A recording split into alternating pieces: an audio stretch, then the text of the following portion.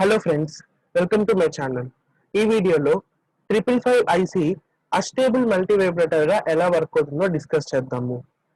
First of all, astable multivibrator అంటే ఏంటంటే it is circuit which can produce non sinusoidal oscillations without any stable state. అంటే output oscillations stable state లేకుండా produce చేయాలన్నమాట. అంటే no stable state, 0 to 1 కావచ్చు, 1 to 0.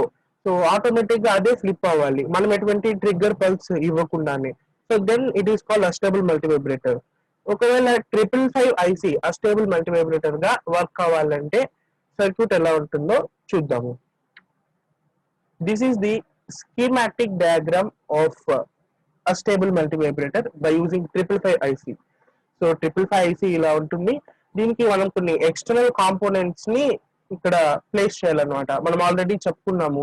So particular application వచ్చినప్పుడు మనం external resistors కానీ కెపాసిటర్స్ కానీ యాడ్ చేస్తాం అనేసి. సో ఇక్కడ R A and R B two resistors ని ఎక్స్ట్రా కనెక్ట్ చేస్తున్నాం అండ్ కెపాసిటర్ ని సి అనే కెపాసిటర్ ని కనెక్ట్ చేస్తున్నాం. ఇక్కడ ఫస్ట్ పిన్ గ్రౌండ్ కి కనెక్ట్ చేసాము. నెక్స్ట్ సెకండ్ పిన్ ట్రిగ్గర్ ని అండ్ సిక్స్త్ థ్రెషోల్డ్ వోల్టేజ్ ని షార్ట్ సర్క్యూట్ చేసాము. తర్వాత సిమిలర్ గా fourth means reset pin on and off కి కాబట్టి ఇది వర్క్ అవ్వాలి. కాబట్టి ఇప్పుడు అస్టేబుల్ మల్టీవైబ్రేటర్ గా వర్క్ కావాలంటే ఆన్ లో ఉండాలి. సో ఆన్ లో ఉండాలంటే fourth pin means reset pin ని విసిసి కనెక్ట్ చేయాలి. కాబట్టి so eighth pin is VCC. So 4 and 8 రెండింటిని విసిసి కనెక్ట్ చేసేసాం. నెక్స్ట్ ఈ థర్డ్ పిన్ నుంచి అవుట్పుట్ తీసుకుంటున్నాము. తర్వాత ఇక్కడ ఆర్ఏ అండ్ ఆర్బి అనేటువంటిది విసిసికి seventh pin discharge pin, seventh pin కి మధ్యలో ఒక ఆర్ఏ అనే రెసిస్టర్ ని కనెక్ట్ చేస్తున్నాం. అండ్ సెవెంత్ పిన్ కి సిక్స్త్ పిన్ కి that means sixth second short circuit అయింది ఇప్పుడు. సో ఇప్పుడు ఈ రెండు పిన్స్ మధ్యలో ఆర్బి అండ్ తర్వాత ఒక కెపాసిటర్ సి తీసుకుంటున్నాము. తర్వాత ఇంకొకటి పాయింట్ ఏంటంటే ఫిఫ్త్ టెర్మినల్ కంట్రోల్ వోల్టేజ్ ని 0.01 మైక్రో ఫారడ్ కనెక్ట్ చేస్తున్నాం. ఆల్రెడీ డిస్కస్ చేసాం మనము. కంట్రోల్ వోల్టేజ్ కి మనము ఎక్స్టర్నల్ గా మనమన్నా ఇవ్వచ్చు, లేదు ఓన్లీ 2/3 విసిసి చాలు అనుకున్నప్పుడు 0.01 మైక్రో ఫారడ్ కనెక్ట్ చేయాలనేసి. సో ఇప్పుడు 2/3 విసిసిని తీసుకుంటాము ఫ్రమ్ ఫిఫ్త్ టెర్మినల్. సో అందుకని 0.01 మైక్రో ఫారడ్ కెపాసిటర్ కనెక్ట్ చేసేసి గ్రౌండ్ కనెక్ట్ చేసేసాం. So this is the schematic diagram. ఇప్పుడు ఒకవేళ ఈ బ్లాక్ డయాగ్రామ్ లో ఇలా ఈ చేంజెస్ అన్ని బ్లాక్ డయాగ్రామ్ లో చేస్తే ఎలా అవుతుందో చూద్దాము. So this is the circuit diagram of a stable multivibrator by using 555 IC. So already మనం చెప్పుకున్నట్టే పిన్ నెంబర్ 1 ని గ్రౌండ్ కనెక్ట్ చేసేసాము. Next pin number 2 that means minus terminal of comparator 2 ని sixth terminal threshold that means plus terminal of comparator 1 ని short circuit చేసేసాము. తర్వాత discharge terminal కి VCC కి మధ్యలో ఒక ఆర్ఏ రెసిస్టర్ ప్లేస్ చేసాము.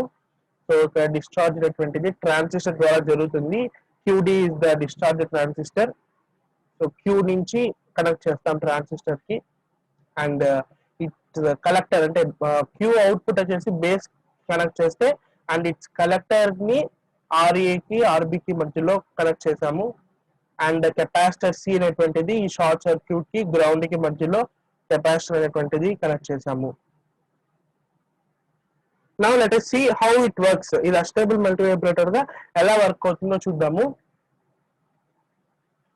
ఫస్ట్ ఆఫ్ ఆల్ ఈ కెపాసిటర్ మనం ఇక్కడ తీసుకున్నటువంటి కెపాసిటర్ అనేటువంటిది విసిసిని చార్జ్ చేసుకోవడానికి ఫస్ట్ ట్రై చేస్తుంది through R A and R B. So ఇక్కడ నుంచి విసిసి మనం ఇచ్చేటువంటి పవర్ సప్లై ని ఛార్జింగ్ చేసుకుంటుంది ఈ డైరెక్షన్ లో.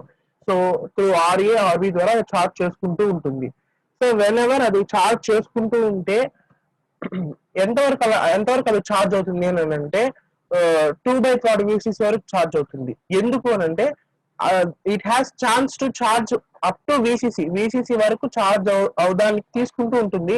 బట్ ఇక్కడ ఎప్పుడైతే ఛార్జ్ అవుతూ ఉంటుందో ఈ షార్ట్ సర్క్యూట్ కనెక్ట్ చేశారు కాబట్టి అక్రాస్ సిక్స్త్ టెర్మినల్ దగ్గర కూడా అండ్ సెకండ్ టెర్మినల్ దగ్గర కూడా సేమ్ వోల్టేజ్ ఇంక్రీజ్ అవుతూ ఉంటుంది. కెపాసిటర్ వోల్టేజ్ ఇంక్రీజ్ ఎలాగైతే అవుతుంటుందో ఛార్జింగ్ సిమిలర్ గానే ఆ sixth terminal and second terminal దగ్గర కూడా ఇంక్రీజ్ అవుతూ ఉంటుంది. When ever 2/3 VCC limit reach అయింది అనుకోండి, సో ఇక్కడ ప్లస్ టెర్మినల్ దగ్గర కూడా సిక్స్ టెర్మినల్ దగ్గర కూడా 2/3 VCC వస్తుంది. So slightly greater than 2/3 VCC కన్నా స్లైట్ గా ఒక్కరవ ఇంక్రీజ్ అయితే దెన్ కంపరేటర్ 1 అవుట్పుట్ ఏమవుతుందంటే నెగిటివ్ టెర్మినల్ 2/3 VCC ఫిక్స్డ్ గా ఉంది కాబట్టి ఇప్పుడు ప్లస్ టెర్మినల్ దగ్గర 2/3 VCC కన్నా ఎక్కువ అంటే ప్లస్ టెర్మినల్ దగ్గర ఎక్కువ వోల్టేజ్ ఉంటే then the comparator output first comparator output ఏమవుతుందంటే 1 అవుతుంది. వెన్ ఎవర్ సెట్ కి 1 ఇస్తున్నాము, సో ఎస్ కి ఇస్తున్నాం కాబట్టి ఫ్లిప్ ఫ్లాప్ అవుట్పుట్ అనేటువంటిది 1 అవుతుంది. It sets the flip flop. So whenever Q is equal to 1 అవుతుందో then this Q D is on. అంతవరకు క్యూడి ఏంటంటే ఆఫ్ లో ఉంటుంది. క్యూ ఈజ్ 0 అంతవరకు ఏమంటే క్యూడి అనేటువంటిది ఆఫ్ లో ఉంటుంది కాబట్టి ఛార్జ్ అవుతూ ఉంటుంది ఈ పాత్ లో.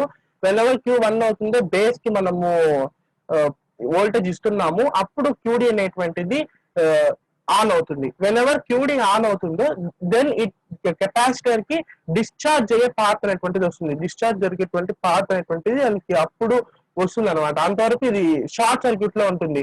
ఆఫ్ లో ఉండడం అంటే ఈ ట్రాన్సిస్టర్ ఏంటంటే అసలు షార్ట్ సర్క్యూట్ లో ఉంటే ఎలా వర్క్ అవుతుందో అలా ఉంటుంది. Now the capacitor will discharge like this. So ఈ కెపాసిటర్ లో నుంచి ఇలా ట్రాన్సిస్టర్ లోకి వచ్చి గ్రౌండ్ లోకి డిశ్చార్జ్ అయిపోతుంది టోటల్.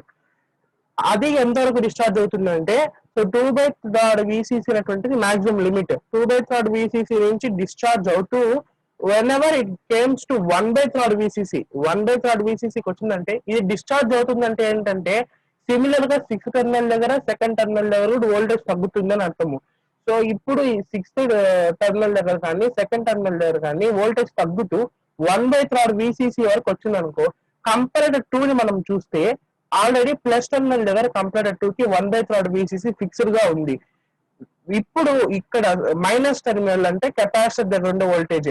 సో ఇది మనం కదా షార్ట్ సర్క్యూట్ కనెక్ట్ చేసాం కాబట్టి సో కెపాసిటర్ వోల్టేజ్ అనేటువంటిది 1/3 VCC కన్నా ఒక తగ్గిందంటే అప్పుడు కంపరేటర్ 2 దగ్గర ప్లస్ టెర్మినల్ దగ్గర వోల్టేజ్ ఎక్కువ ఉన్నట్టు, అక్కడ 1/3 VCC ఉంటుంది.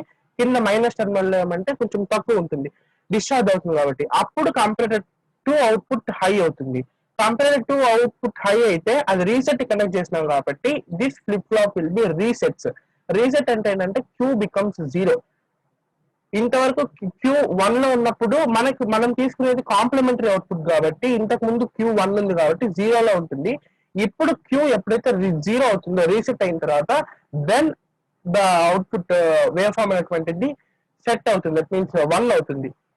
When ever Q is equal to 0, Q ఎప్పుడైతే 0 అవుతుందో ట్రాన్సిస్టర్ ఆఫ్ అయిపోతుంది. ట్రాన్సిస్టర్ ఆఫ్ అయిపోతుంది అంటే ఇట్ లైక్ ఓపెన్ సర్క్యూట్ అయిపోతుంది.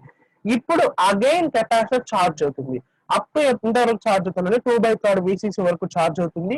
సో 2/3 VCC రీచ్ అయిన తర్వాత కంపరేటర్ 1 అవుట్పుట్ అగైన్ హై అవుతుంది. అప్పుడు క్యూ ఈజ్ ఈక్వల్ టు 1 అవుతుంది. Then output wave form becomes 0. ఇప్పుడు ఏమవుతుందంటే డిశ్చార్జ్ అవుతుంది.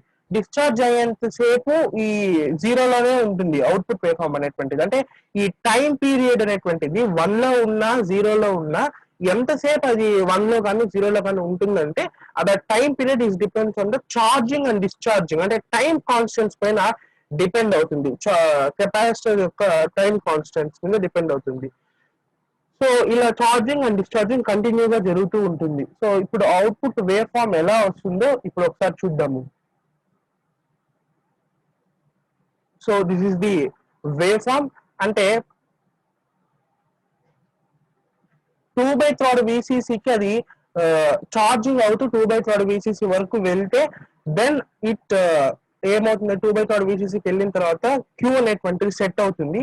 That means flip flop set అవుతుంది అంటే క్యూ 1 అవుతుంది. అప్పుడు ట్రాన్సిస్టర్ అనేటువంటిది ఆన్ అవుతుంది. దెన్ దానికి డిశ్చార్జ్ పాత్ అనేటువంటిది దొరుకుతుంది కెపాసిటర్ కి. దెన్ కెపాసిటర్ డిశ్చార్జ్ చేస్తారు. సో అది డిశ్చార్జ్ అయిపోతుంది. డిశ్చార్జ్ అయ్యేంత సేపు 0 లోనే ఉంటుంది. అగైన్ 1/3 VCC వరకు డిశ్చార్జ్ అయిన తర్వాత 1/3 VCCకి ఎప్పుడైతే రీచ్ అవుతుందో దెన్ కంపేరేటర్ 2 అవుట్పుట్ హై అవుతుంది కాబట్టి క్యూ 1 అవుతుంది. దెన్ క్యూ 0 అవుతుంది. క్యూ 0 అయితే ట్రాన్సిస్టర్ ఆఫ్ అయిపోతుంది. Again capacitor starts charging.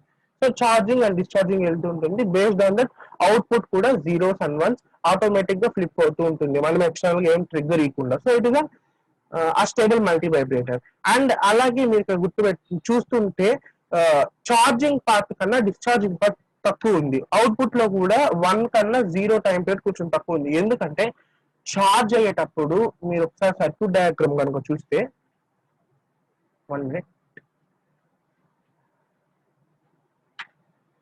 So ఇది మీరు ఇక్కడ సర్క్యూట్ డయాగ్రామ్ లో చూస్తే ఛార్జింగ్ పార్ట్ అప్పుడు ఎలా ఛార్జ్ అవుతుందంటే ప్లస్ విసిసి నుంచి ఆర్ఏ అండ్ ఆర్బి ద్వారా కెపాసిటర్ ఛార్జ్ అవుతుంది. అంటే బోత్ ఆర్ఏ అని ఉంది, ఆర్బి రెండు ఉంది. సో టైం కాన్స్టెంట్ ఛార్జింగ్ అయ్యేటప్పుడు ఆర్సి సర్క్యూట్స్ లో ఆర్ ఇంటూ సి. సో అప్పుడు ఏమవుతుందంటే R A plus R B into C అవుతుంది. సో రెసిస్టెన్స్ పెరుగుతుంది కాబట్టి టైం కాన్స్టెంట్ పెరుగుతుంది. సో కొంచెం లేట్ గా ఛార్జ్ అవుతుంది. అండ్ డిశ్చార్జ్ పార్ట్ అయ్యేటప్పుడు ఆర్ఏ ప్లస్ ఆర్ఏ ఉండదు డిశ్చార్జింగ్ లో, ఓన్లీ కెపాసిటర్ ఆర్బి ద్వారానే డిశ్చార్జ్ అయ్యి ట్రాన్సిస్టర్ లోకి డిశ్చార్జ్ అయిపోతుంది. సో ఇప్పుడు ఏం జరుగుతుందంటే డిశ్చార్జ్ అయ్యేటప్పుడు ఓన్లీ ఆర్బి మాత్రమే ఉంటుంది కాబట్టి time constant R B into C. So compare to charging time constant, discharging time constant తక్కువ ఉంది కాబట్టి సో డిశ్చార్జింగ్ అనేటువంటిది తక్కువ టైం పీరియడ్ లోనే అయిపోతుంది. అందుకే అవుట్పుట్ వేవ్ ఫామ్ లో కూడా జీరో, దట్ మీన్స్ లో లెవెల్ అనేటువంటిది టైం పీరియడ్ తక్కువ ఉంది and high level time period ఎక్కువ ఉంది. So this is about a stable multivibrator by using 555 IC. So thank you friends for watching this video. If you like this, please like, share and subscribe, and thank you friends.